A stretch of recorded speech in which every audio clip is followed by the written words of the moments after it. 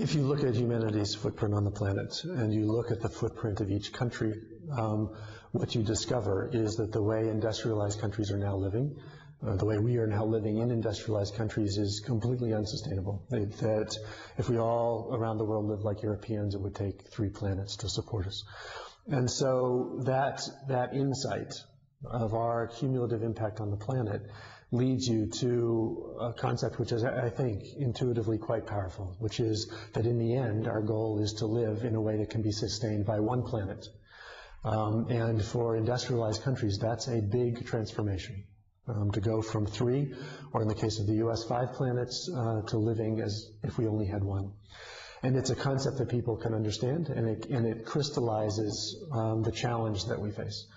And we find, as we use the concept of 1 planet living, which has been especially powerful in the UK, but also is increasingly used in other countries, that this is something that really inspires individual action. Consumers want to be part of figuring out how they can live a 1 planet lifestyle, but also increasingly powerful with business.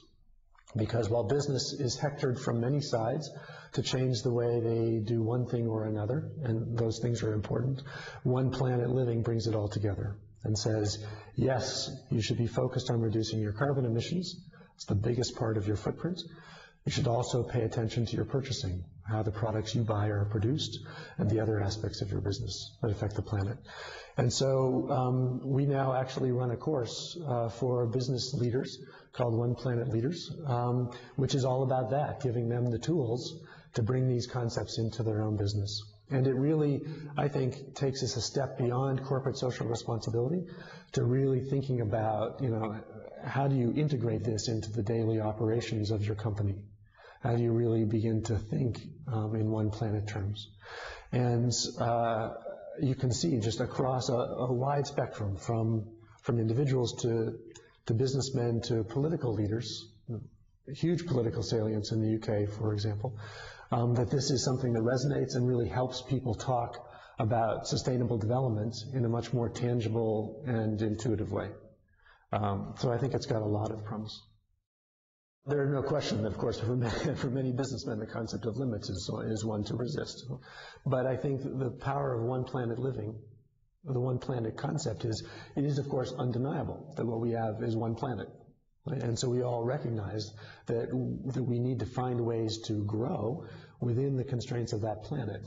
And that means we rethink what we mean by growth. Right? We mean growth in prosperity and well-being and so forth. We don't mean growth in the use of resources, right? To the contrary.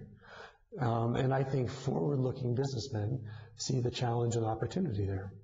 And I think the business leaders you see stepping out are people who see that the future belongs to those who are ahead of the curve on charting the path for a low-carbon economy, a low-footprint economy, and that is, in fact, not just the right thing to do, but is, in fact, a business opportunity.